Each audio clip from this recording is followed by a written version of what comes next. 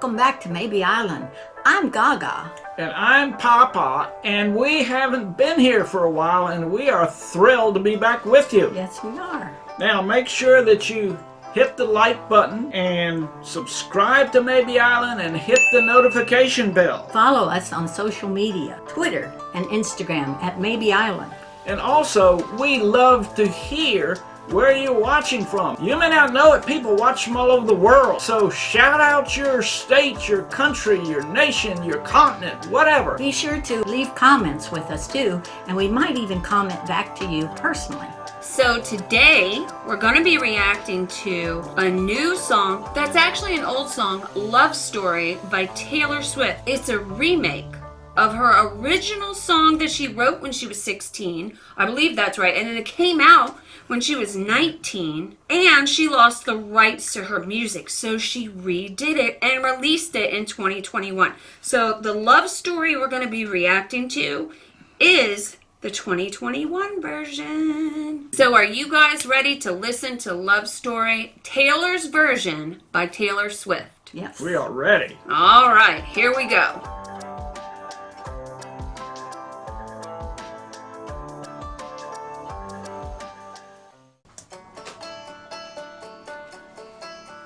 Cute dress she has on. Yeah. Beautiful she dress, looks actually. very young.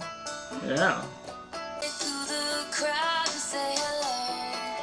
I think that's a nice video showing their fans. Yeah. I can see why this was so popular. Yes. I love the beat. Yep. Great song. And it's something everybody can relate to. Yeah. You wonder how many shows she's done over the last 15 years. I think a lot of young girls attend her shows. I think you're right.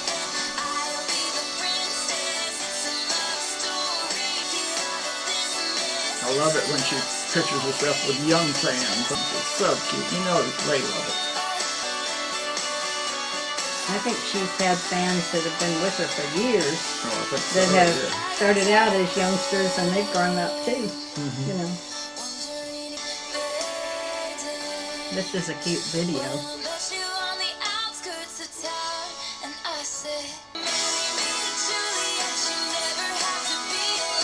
That was a Little boy holding up a sign that says very Meredith. neat. I love the shots of all the fans. And I think you're right, some of them have probably been with her for years. Probably since she started.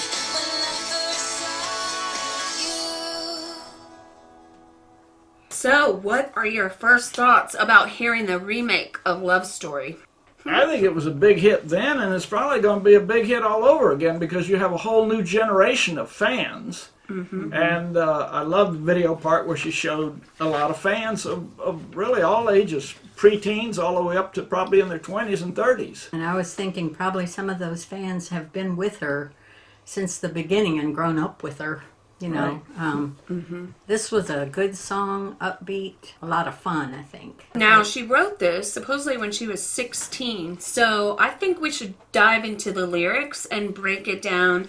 I know you guys have heard this song before, but I want to get your thoughts on what she wrote and what you think about it. Gaga, you had some initial thoughts about when she wrote the song, when she was 16, and something about whether she really didn't know what love was all about. I think I heard her make that comment that she, at that point, had never fallen in love herself. And so she used the story of Romeo and Juliet to try to figure out what love was all about. Okay, well, Romeo and Juliet was actually a play written by William Shakespeare in the 1500s. You can't really interpret this song without knowing a little bit about the play. Romeo was from the Montague family. They were Italian families, and Juliet was from the A Capulet. Capulet She was a Capulet. family.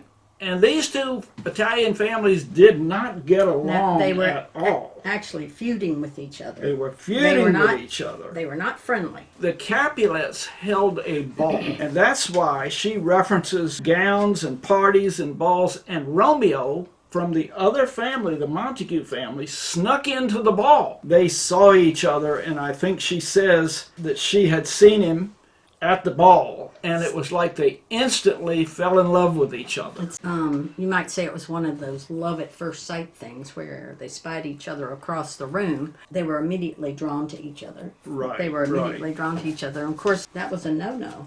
That was a no-no for those no-no. two. And because of they were from different families, and later on she retired to her room and was apparently speaking through an open window. This is in the play, and as she backs it up, speaking through an open window, she said, "Oh my goodness, I love Romeo, I love him." And she says, there you were, Romeo, throwing pebbles. He heard her. He was below and heard her and threw pebbles to get his intentions and confessed his love to her. Well, here it also says, my daddy said, stay away from Juliet. Now, why did her daddy say that? Well, she was betrothed to a count.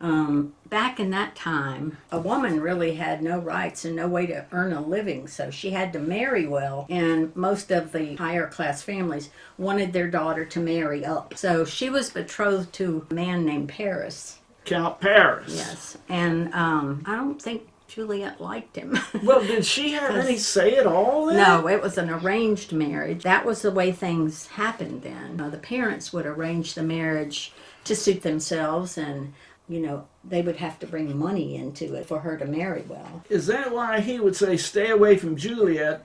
Our families are warring with each other. Right. And she's betrothed to this count that has plenty of money. Right. So, and I get the impression Juliet was about 15 at the time. Okay. So they did marry very young back in that time. No, she was spoken for. So she didn't have the right on her own to go out and look at another guy. so she's saying, I'm begging you, please don't go, and then take me somewhere we can be alone. So she went out into a garden, which is in the play. They met in a garden, apparently, and Romeo and Juliet betrothed their love to each other at that point and said they would marry each other. And she says here, sneak out in the garden, we keep quiet because we're dead if they knew, because they're from warring families and she's pledged to somebody else. She's breaking the rules all the way around for the sake of love. Right. Or I guess it's first love. First Strong love, thing. and this was how Taylor figured out what love was all about. And the way Taylor writes her lyrics, it's like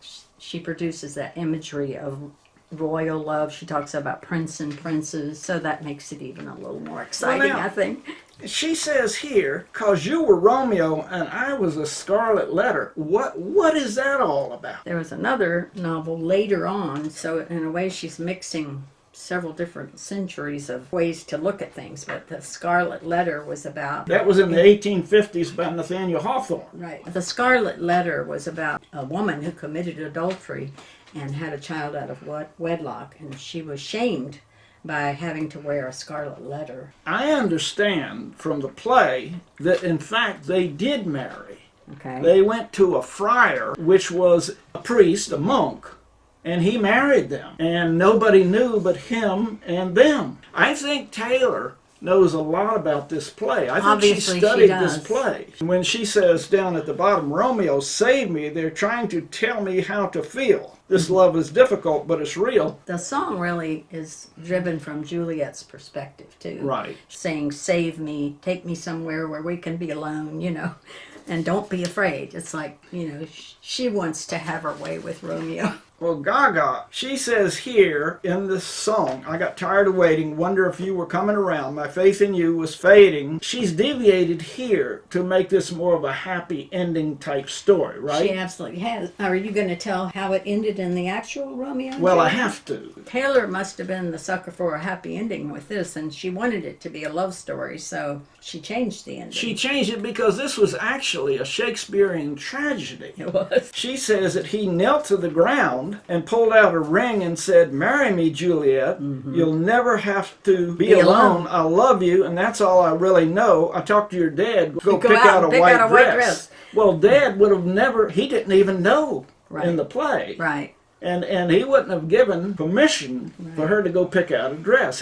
Romeo was from a family they feuded with. Yes. So it'd be more likely they'd have a duel. The Why ending. don't you tell the ending of the Shakespearean story to show how different that it is from the ending that Taylor wrote? what happened is that Juliet was supposed to marry the next day to this Count Paris. And Juliet went to the friar again, and he said, I will give you a potion which will make you appear that you're dead. But it'll only be for 42 hours, and then you'll wake up. Juliet took the potion. And wasn't the friar supposed to let him know that she wasn't really dead? The friar was supposed to let Yeah. Romeo know Right. that Juliet wasn't really dead, But he never got the message. right. They took Juliet and put her in the family crypt. People could go and pay their respects. And Romeo thought she was really, he got word and he thought she was really dead. And Romeo then came to mourn over her. Didn't Paris show up? The Count Paris, He showed up to mourn over her. he showed up to mourn over her. And what happened then? Romeo, they got in a duel and Romeo killed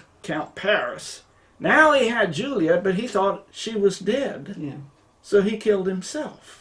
Juliet woke up and saw both Paris and Romeo. her lover dead, Romeo, who she'd just gotten secretly married to, and she kills herself. And that's the end of the play. Isn't that terrible? That's horrible. I don't blame Taylor for rewriting the ending. Yeah. Where Daddy agrees to let her get married and go out and get a Right. white dress. She turned it from a tragedy to a...